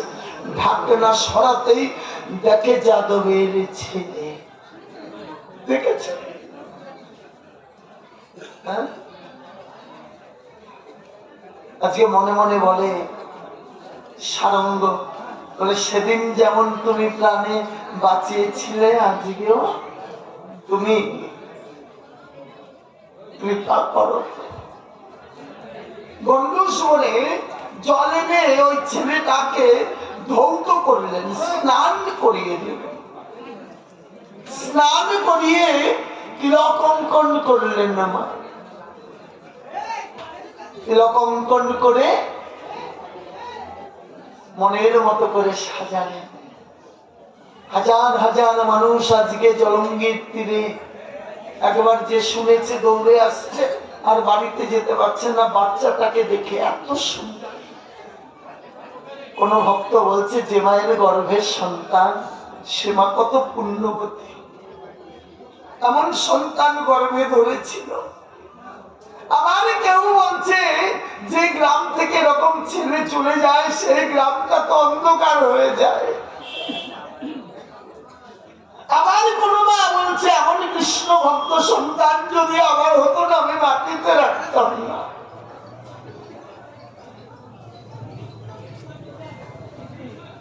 হাজার হাজার মানুষ মা জলঙ্গি নদীর তীরে এলো, আর উবুত হয়ে সারঙ্গ ওই মৃত সন্তানটির কর্ণে কি করলেন, বলে হরে কৃষ্ণ হরে কৃষ্ণ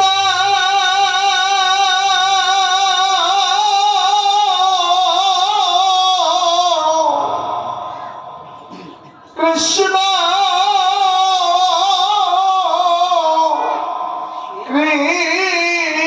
কৃষ্ণ হরে হরে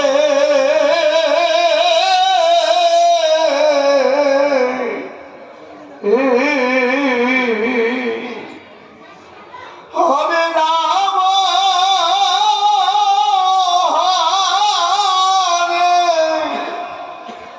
রাম হরে রাম রাম রাম হরে হরি। যখনই না কৃষ্ণ নাম দিয়েছে, নাম দেওয়ার সঙ্গে সঙ্গে একদম আর মোড়া দিয়ে উঠেছে হরি বল বলে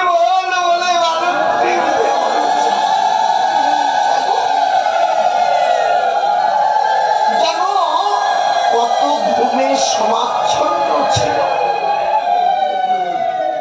উঠে বসেছে। প্রভু আজ তোমার নামে জয় হলো। প্রভু জগতে একটা দৃষ্টান্ত তুমি রাখলে যে এই কৃষ্ণ নাম করলে সত্যি মরা মানুষ ভালো হয়। তোমার নামে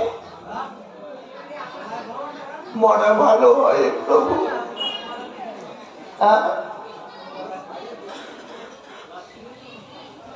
এদিকে শ্রীবাসের আঙিনায় আমার গৌর হরি ভক্তদের বলছে এই সবাই ওঠো, জাহান্নগর যেতে হবে। বলে কেন প্রভু? এইমাত্র সারঙ্গর একটা ছেলে হয়েছে। ভক্তরা চিন্তা করছে সারঙ্গ ছেলে হবে কি করে, ও তো বিয়ে করেনি। গদাধর প্রভু বলছে অত দরকার নেই। প্রভু বলেছে যা,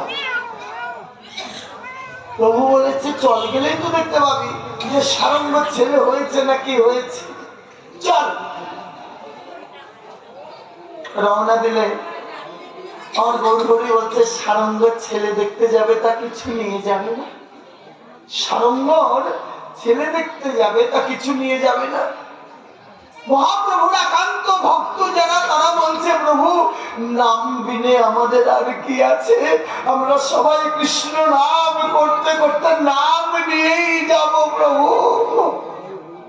খোল করতাল বাজিয়ে পাগল করা কৃষ্ণ নাম করতে করতে আমার গৌর হরি সারঙ্গের কুটিরে গিয়ে দাঁড়াল। সারঙ্গ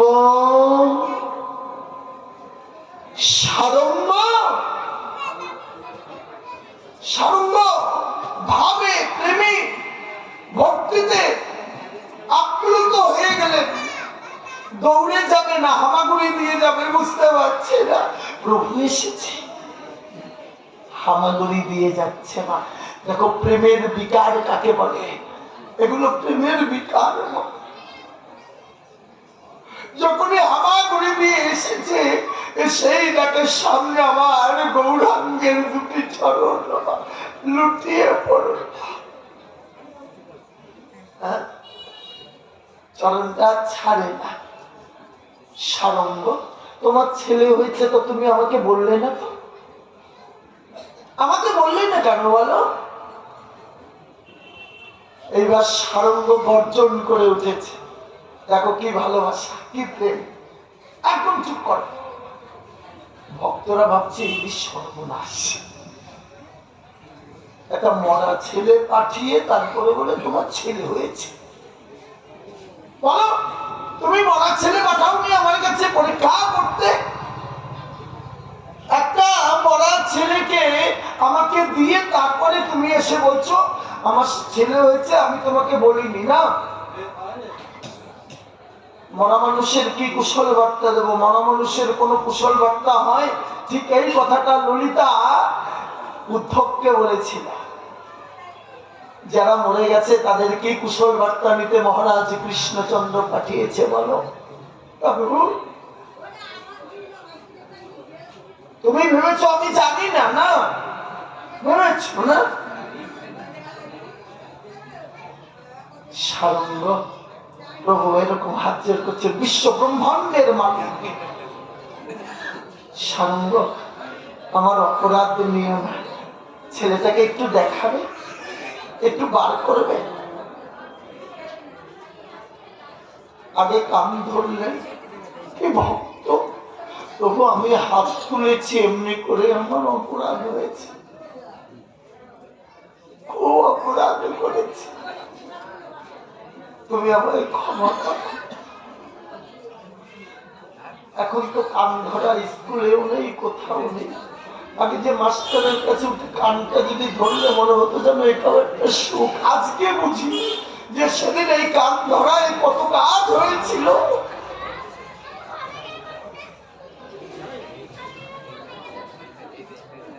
প্রভু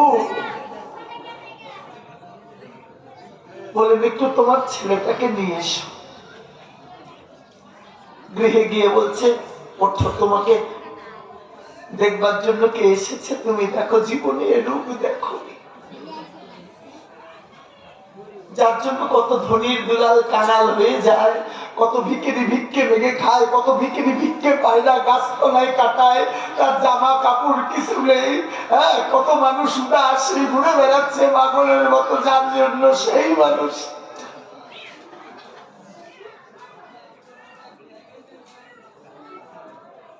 বেরিয়েছে।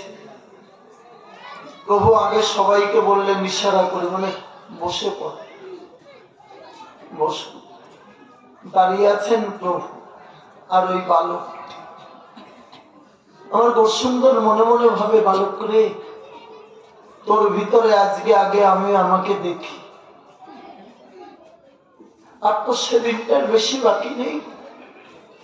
একদিন আমারও তোর মতো ওই রকম গৈরিক বসন থাকবে, মণ্ডিত মস্তক থাকবে আমারও। হ্যাঁ, আবার তাদের ভিক্ষের ঝোলা থাকবে, হাতে দণ্ড থাকবে, কমণ্ডলু থাকবে।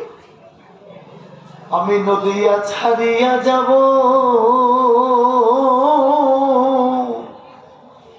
ওদের মাকে মা বলিব, লোকে বলবে নিমাইকে নাই। আমি তো আর আমাকে দেখতে পারবো না, তাই তোর মধ্যে আমি আমার ছবিটা একটু দেখি, এ সাহায্যে আমারও হবে। বালক, কি নাম তোর? আমার নাম রঘুনাথ, আমার মা এই নামে আমাকে ডাকত। বাহ, খুব সুন্দর।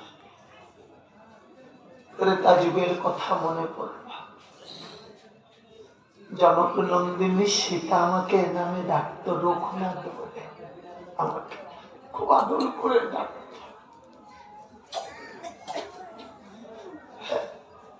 আমার জীবনের অনেক কিছু আছে যা ভোলা যায় না। যদিও লোকে বলে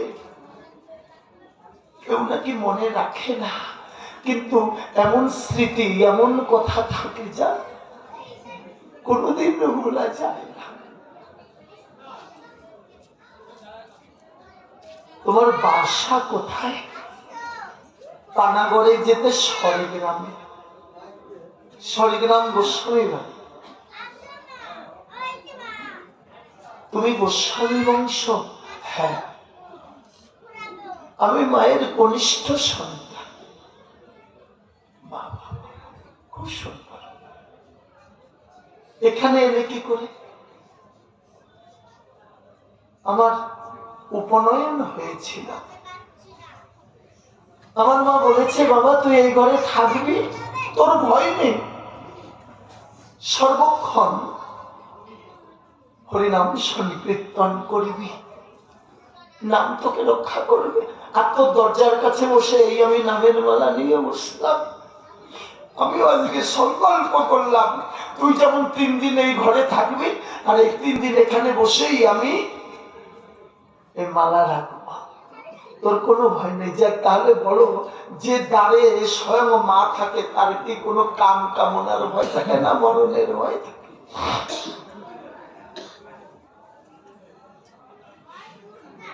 আমার মাঝে গোবিন্দের চরণে তুলসী নদীর জল পায় না ঠাকুর। আমার মা স্বয়নে স্বপনে নিশি জাগরণে কৃষ্ণ নাম বিনা অন্য কোনো নাম করে না। আমাকে বলেছে, শুনে রাখো, জীবনে যত দুঃখ আসবে, কষ্ট আসবে, আঘাত আসবে, কৃষ্ণ নাম করবি, দেখবি কিছু থাকবে না, সত্যি থাকে না। আজকে মনে মনে ভাবছি, আমার মা আমার জন্য কি কান্নাই না করছে। যে মা আমার কোনোদিন মায়া কান্না কাঁদতো না, মা কৃষ্ণ বলে কাঁদতো, আজকে আমাকে হারা হয়ে আমার মা আমার জন্য কাঁদছে। মায়ের জীবনের কত সময় নষ্ট হয়ে যাচ্ছে। এই কথা শোনার সঙ্গে সঙ্গে ওই বালককে প্রভু বুকে চেপে ধরলেন, যে কি মায়ের সন্তান তোকে।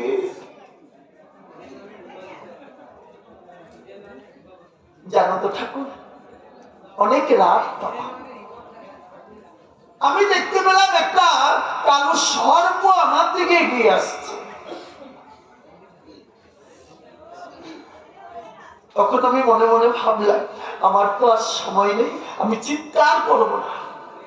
আমি যদি চিৎকার করি তাহলে আমার মায়ের নাম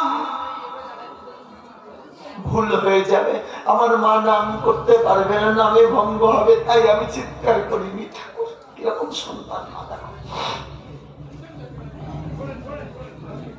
আরো এগিয়ে এলো ফনা ধরে সর্পটি, আর আমি না তখন জোরে জোরে কৃষ্ণ নাম করতে লাগলাম। আমি বদনীকে বললাম, তুই ভালো করে কৃষ্ণ নাম কর, আর কর্ণকে বললাম, তুই শোন, আর যদি হরি বলা না হয়, আর যদি কৃষ্ণ নাম আমার শোনা, আমি তো আর বাঁচব না।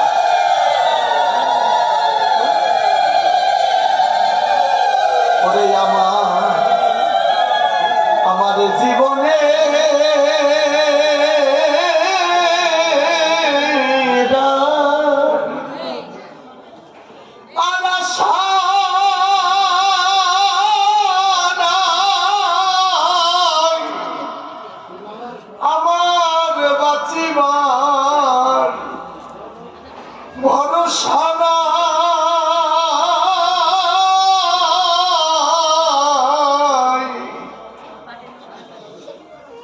জনমের মতো আমায় হৃদয় দে।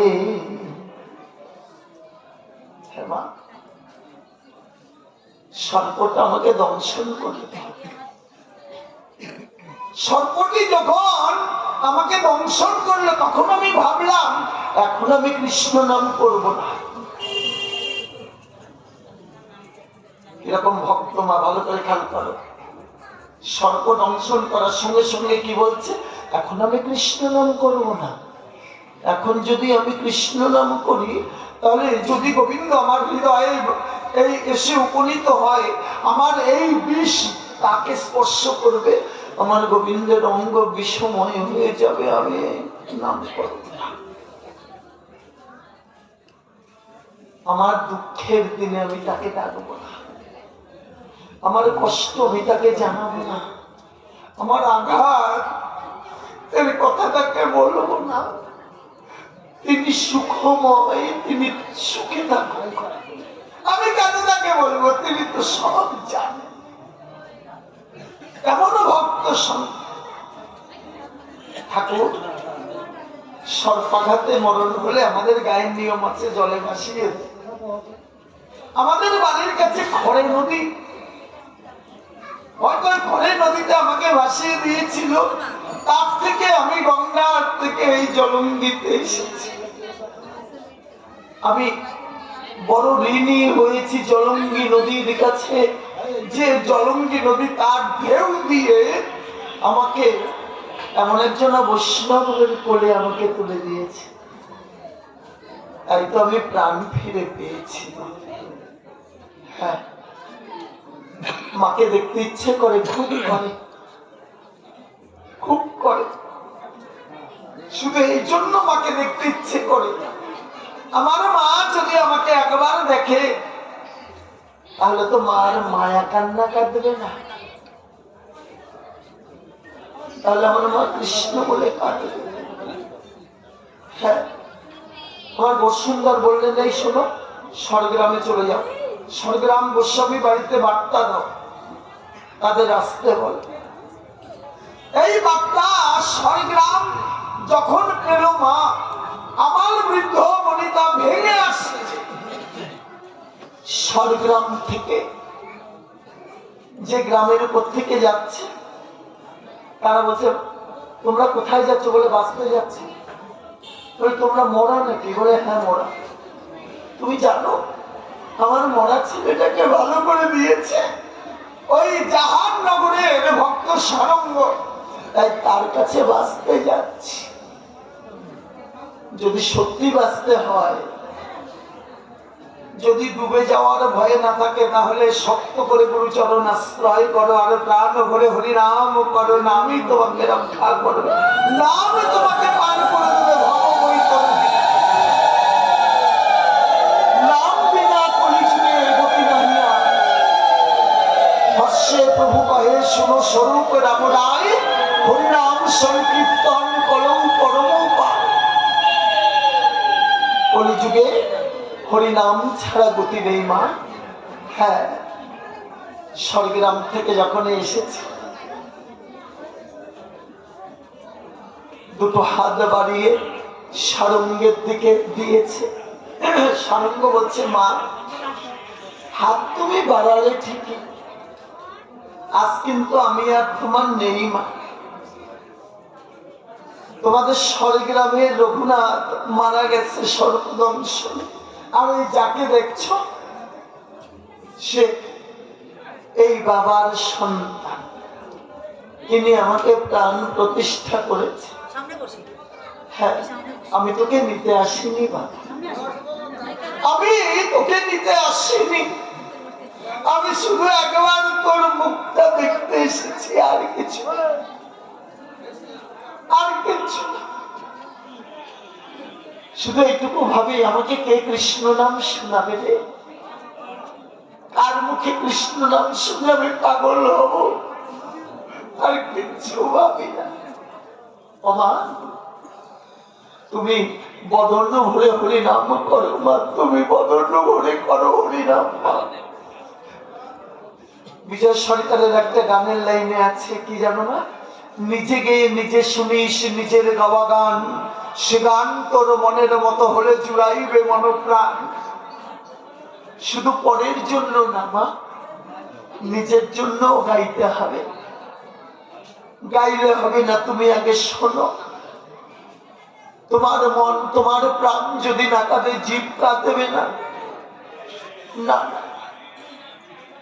মা, আজকে রঘুকে জড়িয়ে ধরল, এই যে কি সুখ, কি আনন্দ তা বলার কথা।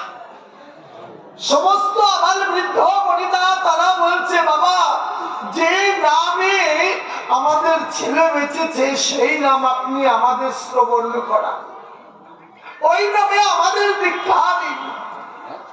আমাদের আমার বসুন্ধর এক পাশে দাঁড়িয়ে হাসছে, কেন? এই একটা সন্তানও নেবে না। আর আজ সারঙ্গের এত সন্তান সৃষ্টি হবে, সারঙ্গ জায়গা দিতে পারবে। স্বয়ং নাম যিনি ওখানে দাঁড়িয়ে আছে, নামী নামের যিনি নামী ওখানে দাঁড়িয়ে আছে, যার 65টা গুণ, অবতার সার গোড়া অবতার বলে অবতার না কি অবতারী অবতীর্ণ শ্রীমন বসুন্ধর ওখানে দাঁড়িয়ে আছে। সারঙ্গ উচ্চ কণ্ঠে বলছে, সবাই মিলে বলো, বলো হরে কৃষ্ণ হরে কৃষ্ণ কৃষ্ণ কৃষ্ণ হরে হরে হরে রাম রাম রাম হরে হরে। হ্যাঁ,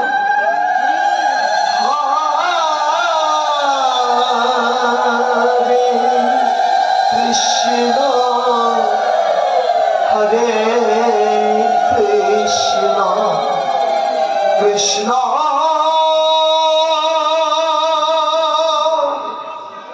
কৃষ্ণ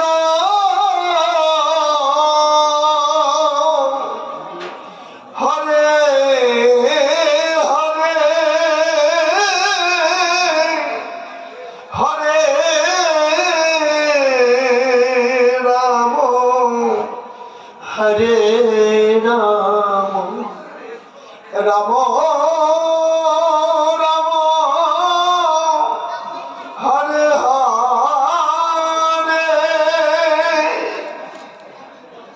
কেমন করে নাম করতে হবে জানো? বৃন্দাবনের রাধা কুণ্ড মা, রাধা কুণ্ডের তীরে এক চাষি লাঙল দিয়ে চাষ করছে বৃন্দাবনে। যখনই চাষি লাঙল দিয়েছে জমিতে, ওই লাঙলের ফালায় বেঁধে অনেক বড় একটা কঙ্কাল উঠেছে, কম করে 6 হাত লম্বা কঙ্কালটি। চাষি চিন্তা করে, এত বড় কঙ্কাল, তাহলে মানুষটা তো এত বড় লম্বা ছিল না।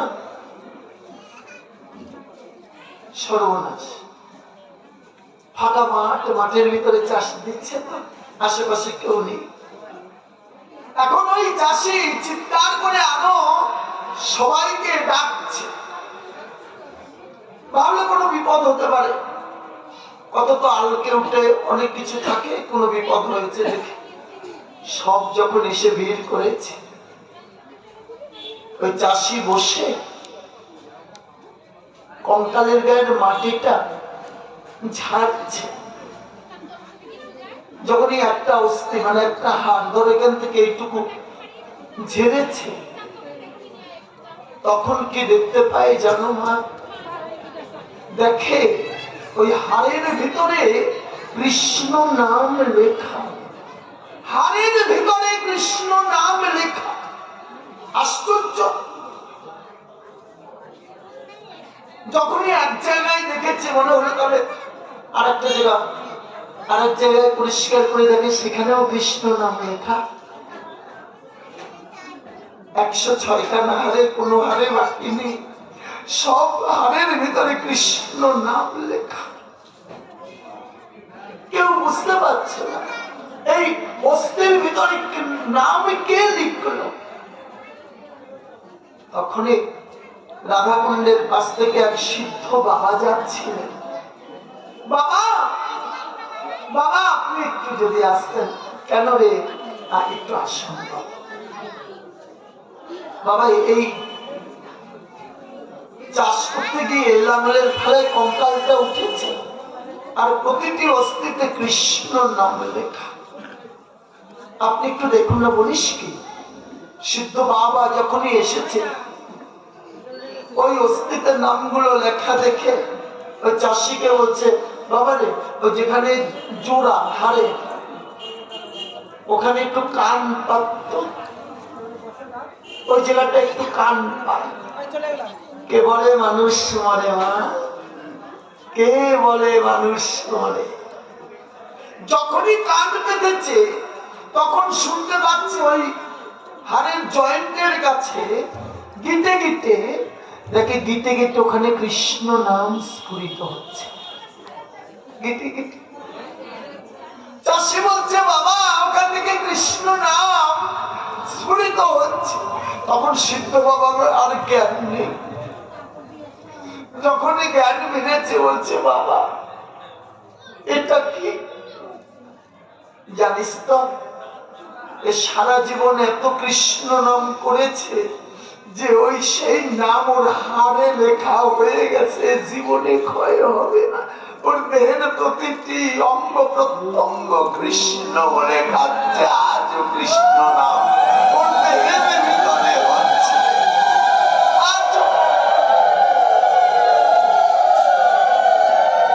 তাই বলে নাম করলে নিষ্ঠা নিয়ে করতে হবে, আচরণ মেনে করতে হবে। নামে 10টা অপরাধ দেয়া আছে, তার ভিতরে 1 নম্বরে রেখেছে পরনিন্দা পরচর্চা। এটা যদি তোমার থাকে কৃষ্ণ নামে কিন্তু কাজ হবে না, এগুলো করবে না। সাধু বৈষ্ণব গুরুর নিন্দা এগুলো করবে না, কোনো নিন্দাই করবে না, তাহলে হরি নামে কাজ হবে না। হ্যাঁ, মান্নাদের একটা ভালো গান আছে, যদি কাগজে লিখো না কাগজে ছিঁড়ে যাবে, পাথরে লিখো না পাথর হয়ে যাবে, হৃদয়ে লিখো না সে নাম রয়ে যাবে। নামটা হৃদয়ে দিয়ে করতে হবে, যেন অন্তর দিয়ে নাম করতে পারে, তাহলে ওটা থেকে যাবে। যেদিন হরি বলতে পারবো না সেদিন এমনিতেই নামের থেকে নামটা যাবে। হ্যাঁ, হরের নাম হরের নাম হরের নামই কেবলম কলৌ নাস্তেব্য নাস্তেব্য নাস্তেব্য গতির অন্যথা।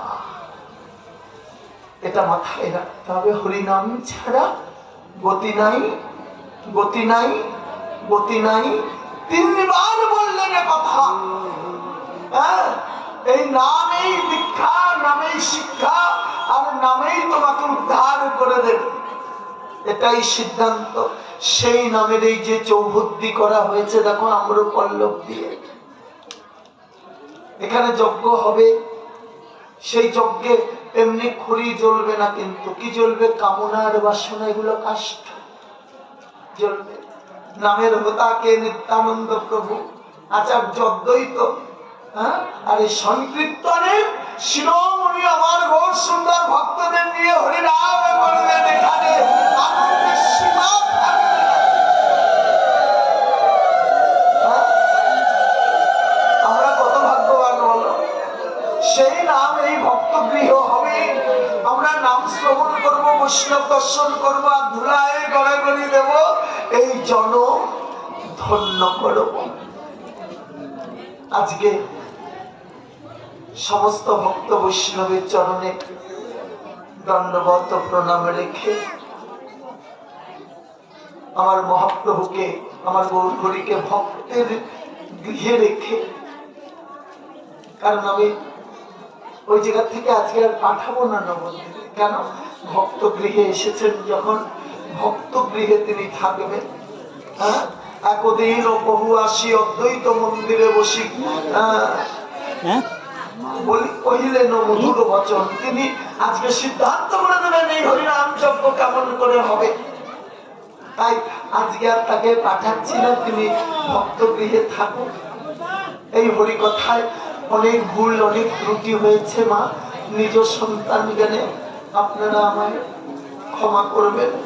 হ্যাঁ, সত্যি